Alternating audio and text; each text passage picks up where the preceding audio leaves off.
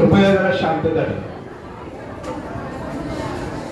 मला माहित आहे सर्वांना भूक लागलेली आहे आणि एक लक्षात ठेवा, आपलं पोट खाली आहे आणि डोकं वर आहे, एवढं लक्षात ठेवा. जर आपलं डोकं ज्ञानानं भरलेलं असेल तर आपण त्याचा वापर करून आपलं फक्त संरक्षणच नव्हे तर जीवन सुद्धा सुंदर आणि यशस्वी करू शकतो.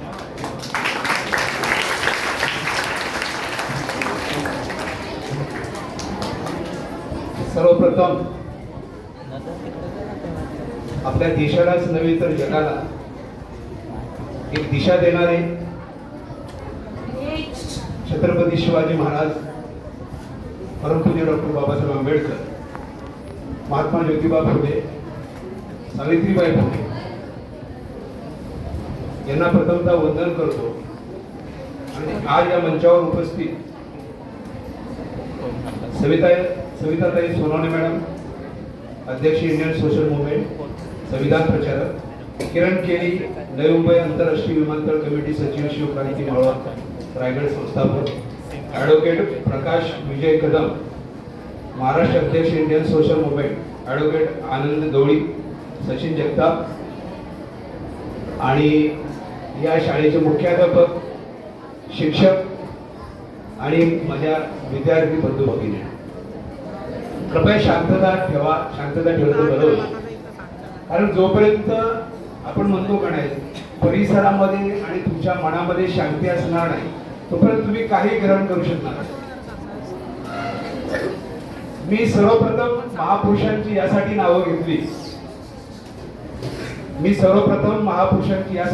घेतली की आपल्याला आपली संस्कृती कळाली पाहिजे. तुमच्याकडे जर संस्कृती असेल तर तुमच्याकडे संस्कार असतील आणि जर चांगले संस्कार असतील तरच तुम्ही चांगलं आचरण करू शकता, एक चांगलं तुमचं व्यक्तिमत्व घडू शकतं आणि तुम्ही जीवनामध्ये येऊन काहीतरी वेगळं करू शकता. जगामध्ये तुमच्या परिसरामध्ये तुमचा ठसा उमटवू शकता. त्यामुळं संस्कृती आणि संस्कार हे फार महत्वाचे आहेत. म्हणून मी ह्या महामानवांची नावं घेतली. या महामानवांनी एक आपल्याला रीत दिलेली आहे, परंपरा दिलेली आहे आणि त्या परंपरेनंतर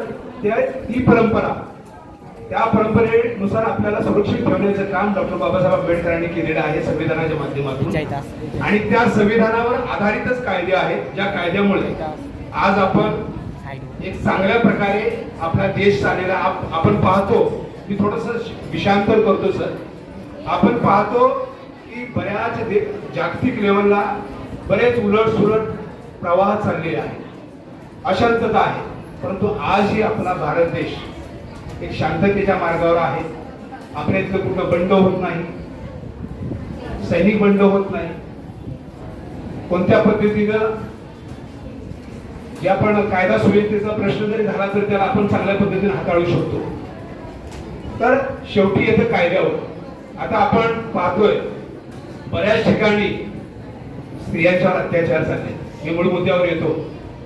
बऱ्याच ठिकाणी मुली, स्त्रिया इथपर्यंत नव्हे तर वयस्कर स्त्रियांच्यावर सुद्धा अत्याचार चालले.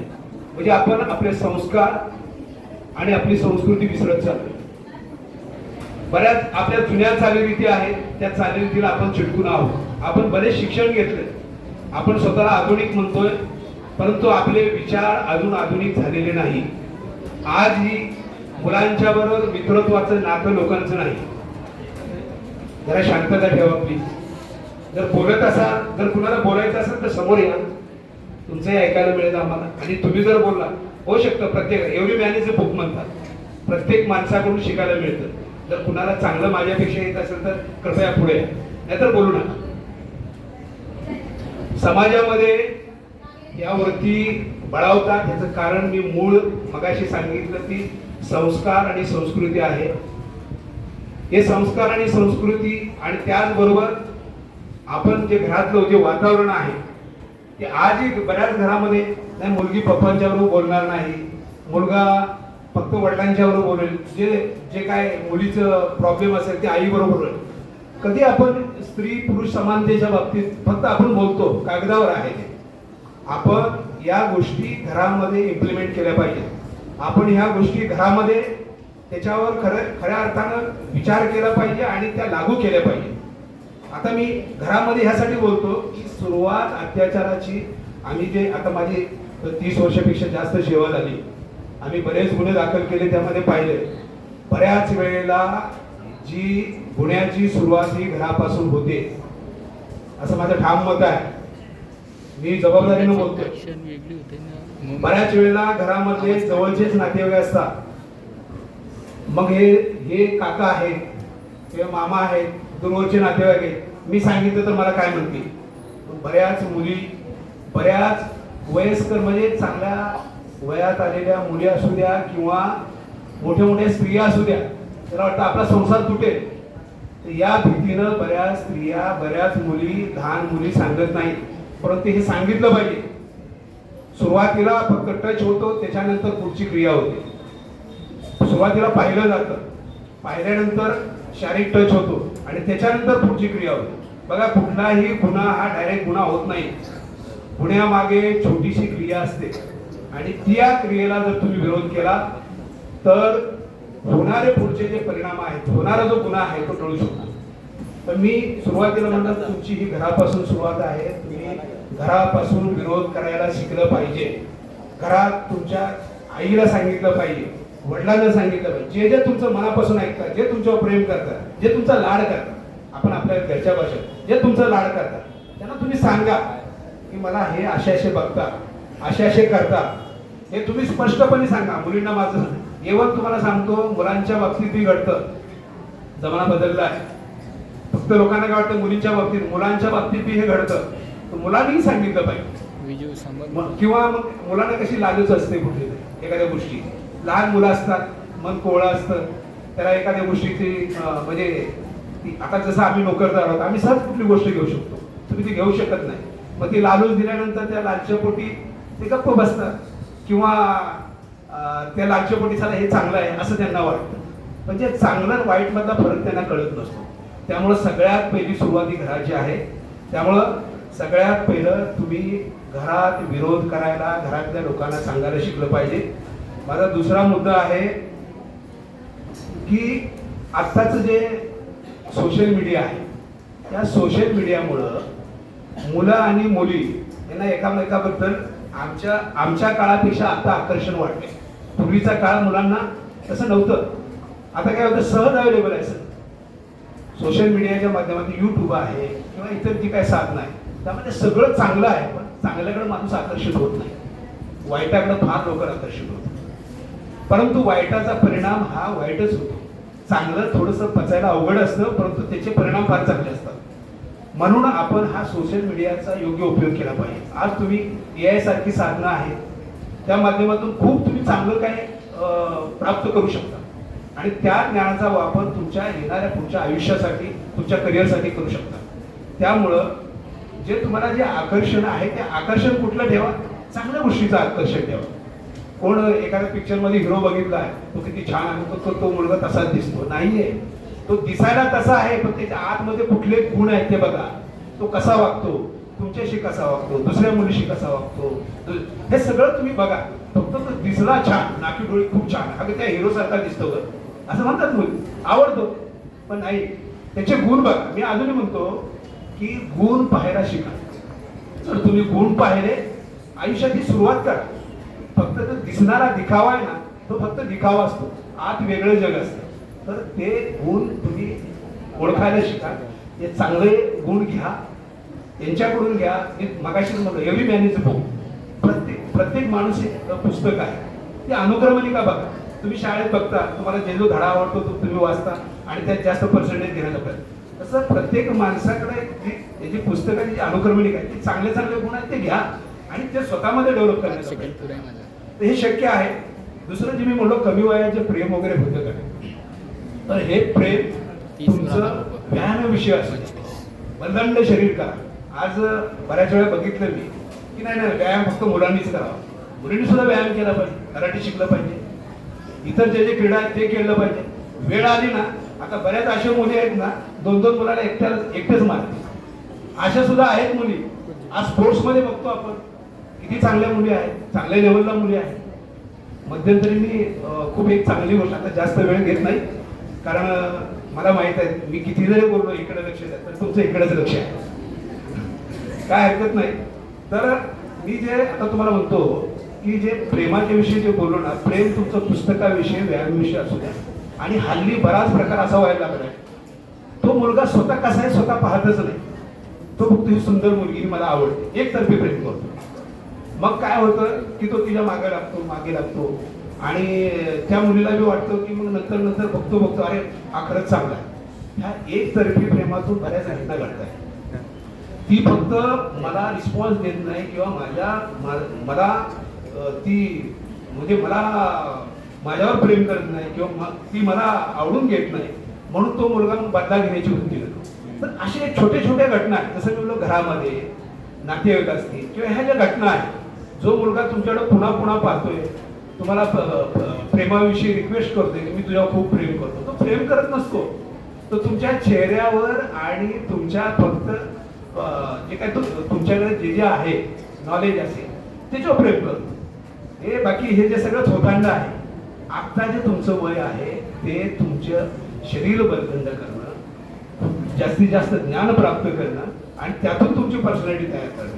तुम्हाला सांगतो फक्त तुम्ही तुमचं व्यक्तिमत्व चांगलं करा, तुम्हाला मिळणारा जोडीदार हा चांगला असणार. आता उगीच तिकडं तुम्ही बरकटत जाऊन कुठलं शारीरिक आकर्षण असेल किंवा कुठलं दिखावा असेल, आर्थिक दिखावा असेल, त्याला भुलून जाऊ नका. बऱ्याच गोष्टीत हे घडते मुलांच्या बाबतीत आणि याच्यावर खरं कार्यशाळा झाल्या पाहिजे मॅडम.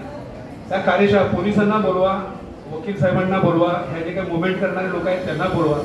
हे लोक मार्गदर्शन करतील, कारण वरचेवर मार्गदर्शन करणं बरोबर गरजेचं आहे. नाहीतर आपल्या जयंती होतात, बरेच समारोह होतात, एक वर्षातून एकदा कुठले तर प्रोग्राम होतात, खूप मोठी भाषणं होतात आणि त्याच्यानंतर सगळं संपून जातं. त्यामुळं मी तुम्हाला एकच सांगेन की तुम्ही हे वरचेवर ह्या कार्यशाळा ठेवल्या पाहिजे.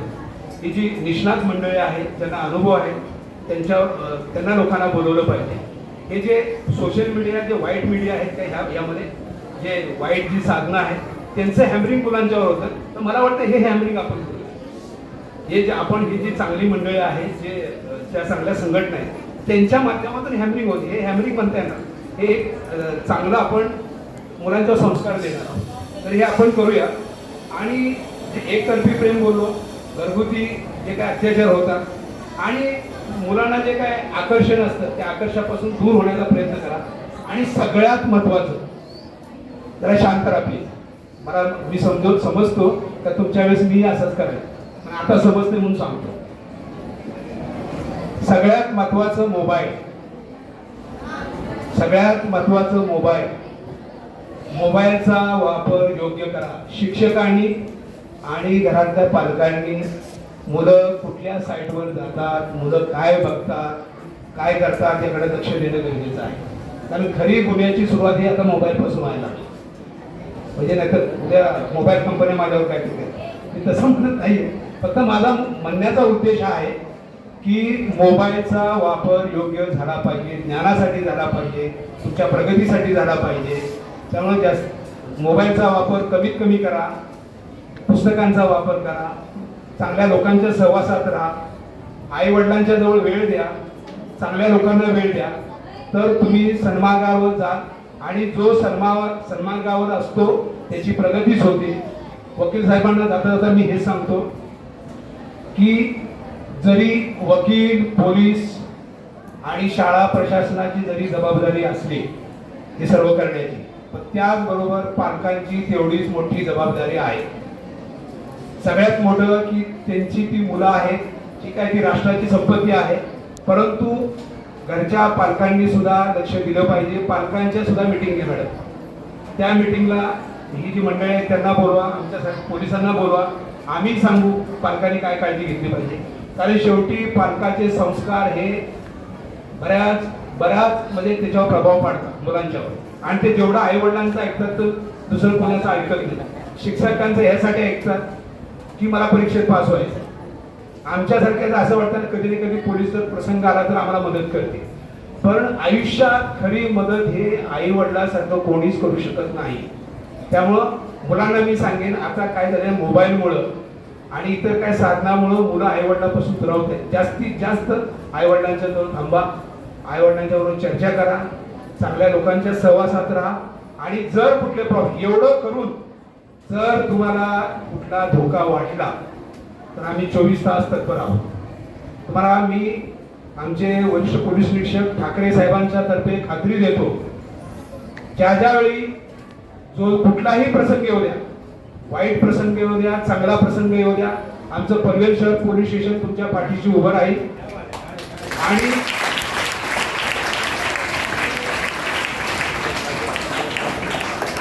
कोणत्याही दबावाला, कोणत्याही आमिषाला आमचं पोलीस खातं बळी पडणार नाही.